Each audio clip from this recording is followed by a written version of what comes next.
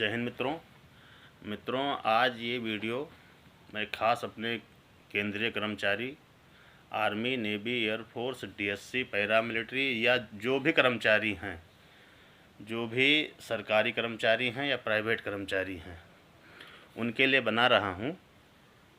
इनमें क्या होता है कि जब आदमी सर्विस करता है तो उसको एक साल में एक इंक्रीमेंट, वेतन वृद्धि, मतलब उसका जो मूल वेतन है, बेसिक पे है, उस पर एक वृद्धि मिलती है, इंक्रीमेंट मिलता है सरकार की तरफ से। और ये साल में एक बार मिलता है, 1 जुलाई को और 1 जनवरी को। लेकिन इसका जो ड्यूरेशन होता है वो 30 जून है और 31 दिसंबर है। अब होता क्या है, जैसे आदमी पेंशन जा रहा है, आर्मी, नेवी, एयरफोर्स, डीएससी, किसी भी डिपार्टमेंट में, सिविलियन हो, फौजी हो या कोई भी हो, जो भी कर्मचारी है या अधिकारी है, कर्मचारी कोई भी हो, अधिकारी भी होते हैं, उनका क्या होता है कि जैसे 30 जून उनको 1 जुलाई को इंक्रीमेंट मिलता था, सपोज करो, और वो 30 जून को रिटायर हो रहे हैं, तो वो 30 जून को सर्विस से आउट हो जाएंगे। तो 1 जुलाई का उनका जो पूरे 1 जुलाई से 30 जून का था इंक्रीमेंट, वो नहीं मिल पाता है, क्योंकि जब वो सर्विस में है नहीं तो 1 जुलाई को उनका इंक्रीमेंट नहीं लग पाया। या जो 31 दिसंबर को आउट हो रहे हैं, उनकी 1 जनवरी को लगता था, उनका इंक्रीमेंट भी छूट जाता है, क्योंकि कोई भी पब्लिकेशन बिफोर नहीं हो सकता, बिफोर में कागज़ नहीं होता है कोई भी। जब आप 1 साल सर्विस कर लिए तो वो क्या होता है कि उन्होंने 1 साल सर्विस कर लिया, लेकिन इंक्रीमेंट दिन वाले वो अपने डिपार्टमेंट से 1 दिन पहले चले आए हैं, तो उनका इंक्रीमेंट बनता है, उसको कोई ऐसा नहीं कि मना करेगा, लेकिन उनका कहीं से आर्डर होना चाहिए।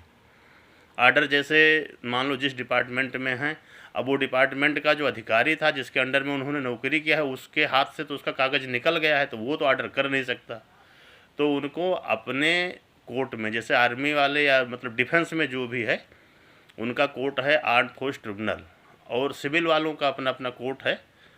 तो अगर जिसका ऐसे मतलब रिटायरमेंट का डेट है 30 जून या 31 दिसंबर, उनका एक इंक्रीमेंट सभी का छूटा हुआ है, कोई भी कर्मचारी हो या अधिकारी हो या जो भी हो, सबका छूटा हुआ है। कोई भी कितना बड़ा भाई अधिकारी हो, क्यों ना वो भारत सरकार का मुख्य सचिव रहा हो, सबका छूटा हुआ है। वो नियम ही ऐसा है कि वो हो ही नहीं सकता, क्योंकि जिस दिन उसका लगना हुआ उससे 1 दिन पहले की पेंशन डेट हो गई उसकी, तो बिफोर में उसका पब्लिकेशन हो नहीं सकता है। तो सभी का छूटता है जो भी इस डेट में रिटायर होते हैं, 30 जून या 31 दिसंबर।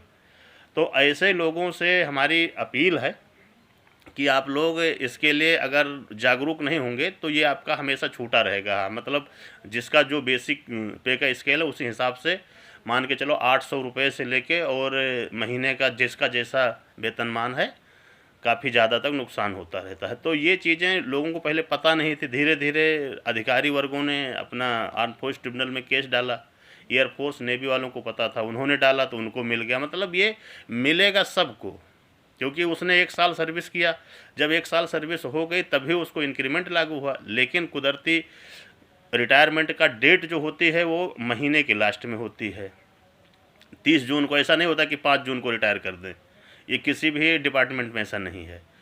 तो लास्ट डेट को है और उसका 1 दिन बाद में उसका पब्लिकेशन हो जाता, उसी दिन भी शाम को हो सकता था, लेकिन दोपहर तक आउट कर दिए। या तो कोई उसका कागज़ ऐसा मेंटेनेंस से कोई तैयार कर भी नहीं सकता है, क्योंकि जो आदमी रिटायर आ रहा है वो किसी के अधीन से ही आ रहा है, तो अधीन वाला ऐसे कैसे कर देगा कि भाई आपका बिफोर पार्ट 1 कर दे। तो ये आप लोगों से मेरा एक रिक्वेस्ट भी समझ सकते हैं कि ये हमारी जो वीडियो है इसको ज़्यादा से ज़्यादा आप लोग शेयर करें लोगों को, ताकि हो सकता है आप बीच के मंथ में रिटायर आए हों, लेकिन जो आदमी 30 जून को आया हो या 31 दिसंबर को आया है, उसका सबका लॉस हो रहा है, ऐसा नहीं किसी का नहीं है।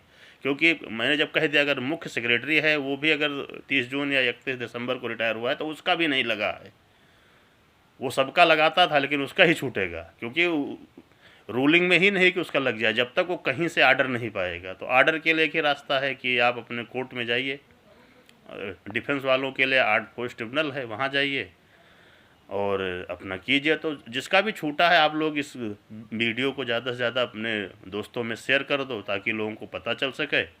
और जो डिफेंस वाले हैं या जो भी हैं, जिसको अगर ऐसी कोई संबंधी ज़रूरत है, वो हमारा फ़ोन नंबर है 7317755238, सुरेंद्र कुमार तिवारी, एक्स आर्मी। तो हमसे कॉल कर सकते हैं। और बस आप लोगों से ये रिक्वेस्ट है, मैं कभी किसी से ऐसा रिक्वेस्ट नहीं किया हूँ, लेकिन ये हमारा वीडियो है, ये इंक्रीमेंट संबंधी वीडियो है, लोगों का एक इंक्रीमेंट छूट जाता है, तो इसको ज़्यादा से ज़्यादा आप लोग शेयर कर दें, क्योंकि अगर किसी का फ़ायदा हो जाएगा तो हर महीने का उसका फ़ायदा होता रहेगा लाइफ टाइम तक। अगर वो नहीं रह जाता है, ऐसा किसी के साथ ना हो, तो उसके डिपेंडेंट को भी इसका फ़ायदा होता है, लेकिन ये छूटा रहता है, लोगों को पता ही नहीं है।